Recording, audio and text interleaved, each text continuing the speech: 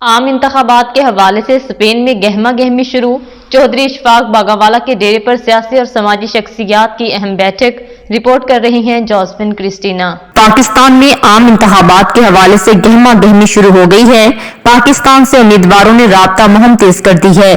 اسی سلسلے میں بارسلونا کی سیاسی، سماجی اور کاروباری شخصیت چودھری اشفاق باغاوالا کے ڈیرے پر چودھری افضال گجر، چودھری شہباز گجر، ملک نصیر اور افضال احمد تشریف لائے۔ علاقائی سیاست پر تبادلہ خیال ہوا۔ چودھری اشفاق باغاوالا نے معززین بارسلونا کو خوش آمدید کہا اور کہا کہ وقت کی ضرورت ہے کہ ہم اوورسیز ایسے نمائندے کا انتخاب کریں جو ہمارے مسائل حل کر سکے۔